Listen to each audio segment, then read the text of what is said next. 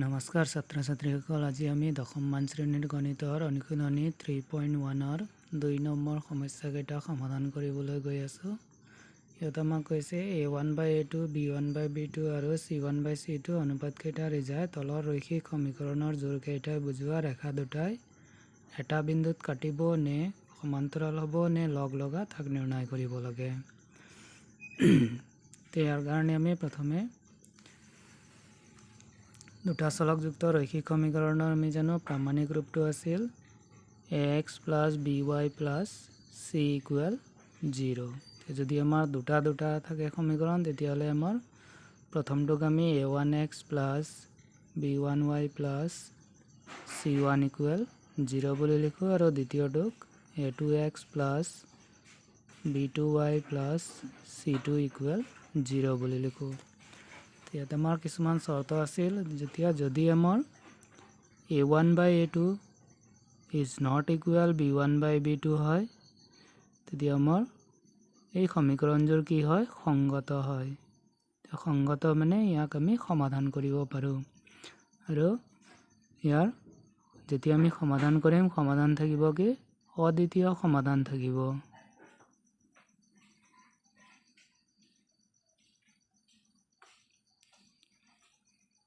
অদ্বিতীয় সমাধান থাকিব।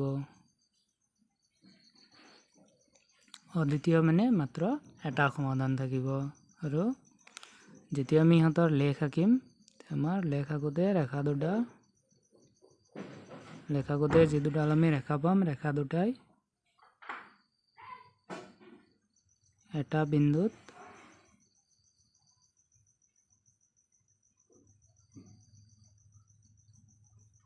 কটাকটি কৰিব।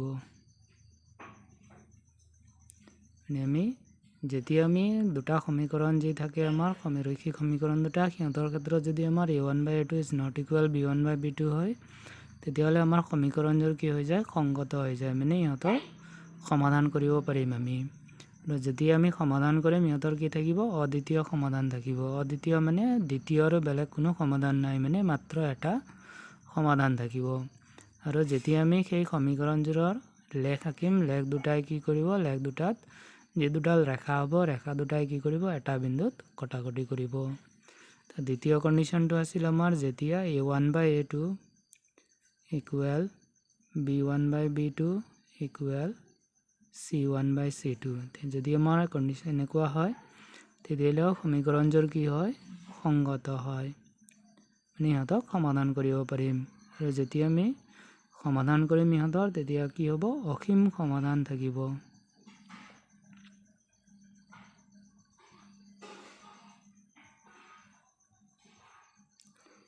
ইহঁতৰ কি হ'ব? অসীম সমাধান থাকিব। আৰু যেতিয়া আমি ইহঁতৰ লেখ আঁকিম, লেখ দুডাল কি হ'ব? যি দুডাল আমি ৰেখা পাম, ৰেখা দুটা পৰস্পৰ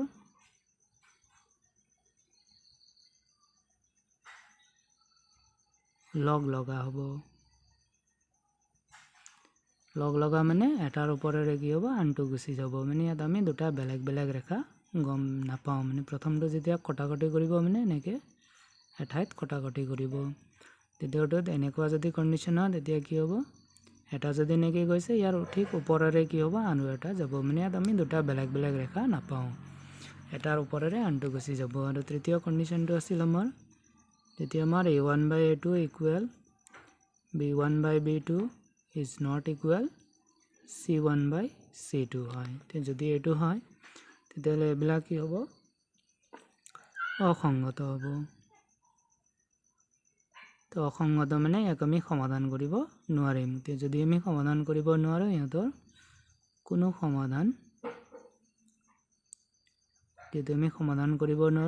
কোনো সমাধান নাথাকে। আৰু যেতিয়া আমি ইহঁতৰ লেখ আঁকিম, লেখ দুটা কি হ'ব? ৰেখা দুটা, যি দুডাল আমি ৰেখা পাম, ৰেখা দুটা পৰস্পৰ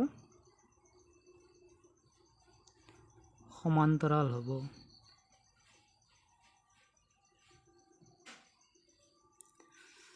আমি তিনিটা কণ্ডিশ্যনবিলাক মনত ৰাখিব লাগে। যেতিয়া a1/a2 is not equal b1/b2 হয়, তেতিয়া এইবিলাক কি হ'ব? সংগত হ'ব।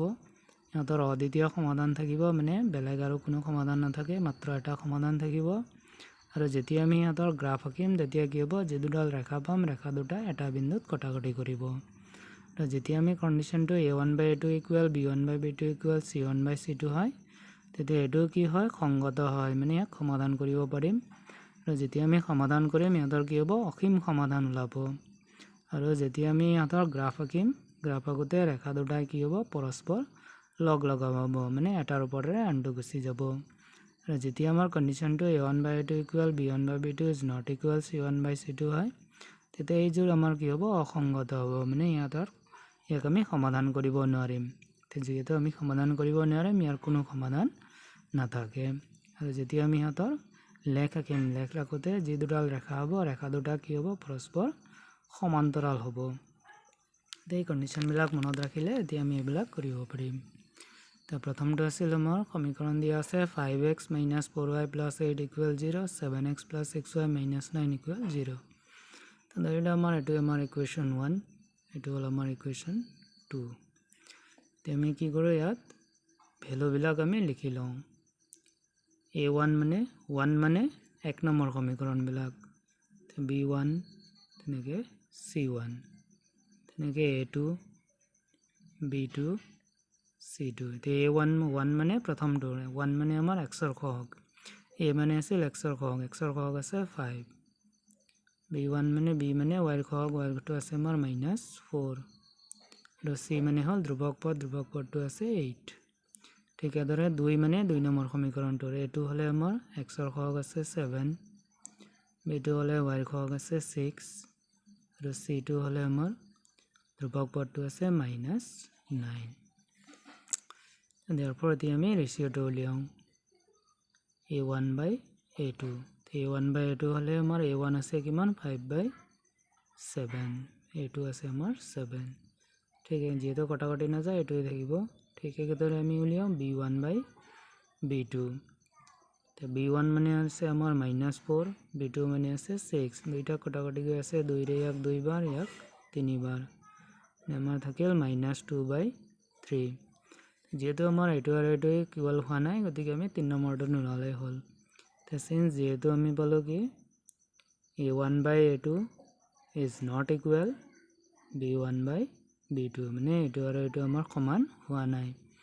আমি জানো যেতিয়া আমাৰ a1/a2 is not equal b1/b2 হয়, তেতিয়া যি দুডাল ৰেখা আছিল, ৰেখা দুটাই কি কৰিব, এটা বিন্দুত কটাকটি কৰিব। এইটো লিখি দিলে হ'ল। therefore ৰেখা দুটাই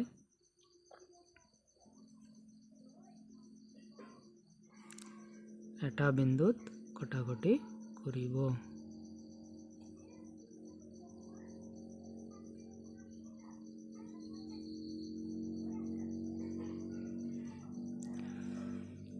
ঠিক একেদৰে 2 নম্বৰটো আছে আমাৰ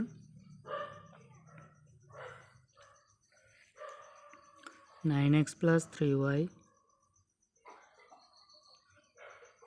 + 12 = 0, আৰু দ্বিতীয়টো আছে আমাৰ 18x + 6y + 24 = 0। এইটো আমাৰ ইকুৱেশ্যন 1, এইটো হ'ল আমাৰ ইকুৱেশ্যন 2। ইয়াত আমাৰ ভেলুবিলাক লিখিলেই হ'ল। ইয়াত আমাৰ a1 মানে আছে কিমান, 9, b1 মানে আছে কিমান, 3, c1 মানে আছে কিমান, 12।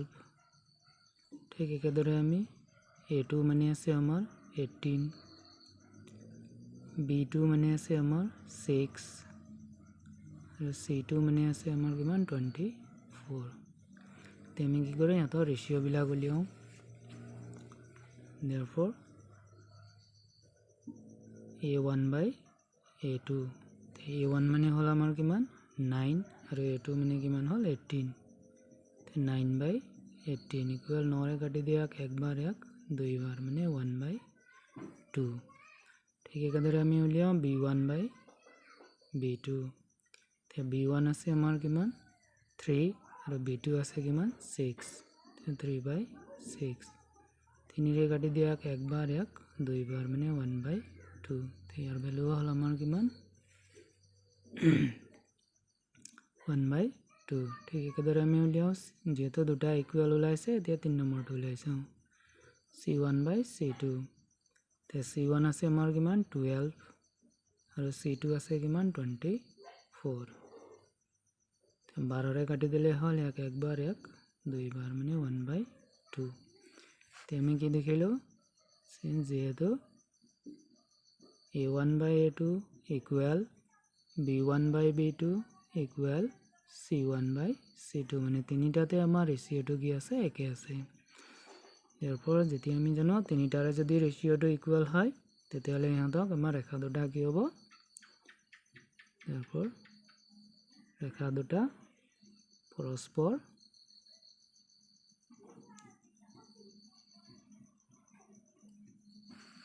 লগ লগা হ'ব যেহেতু আমি আগতে চাইছিলো আমি কন্ডিশনটো যেতিয়া আমাৰ তিনটা ইকুৱেল হয় যেনে আমাৰ a1/a2 equal b1/b2 equal c1/c2 হলে ৰেখা দুটা কি হ'ব পৰস্পৰ লগ লগা হ'ব ঠিক একেদৰে আমাৰ 3 নম্বৰটোত আছে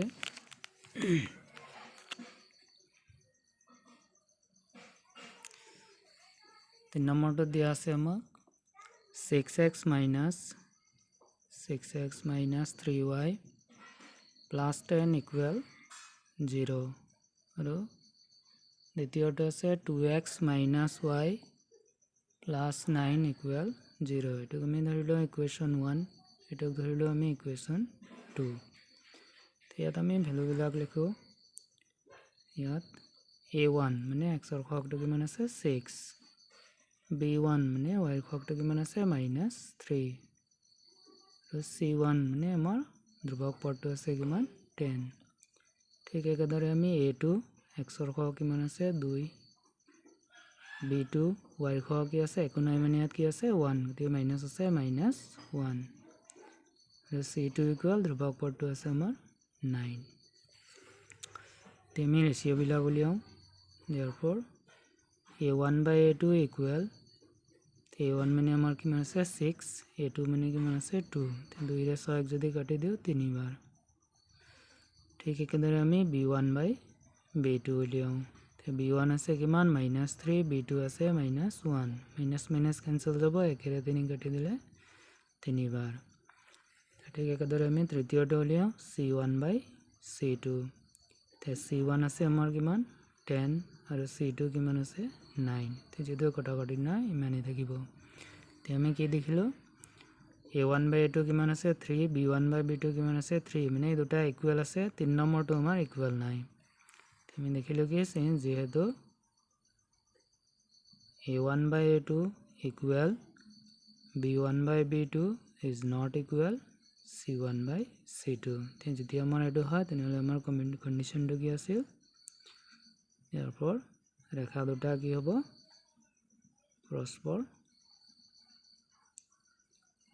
সমান্তৰাল হ'ব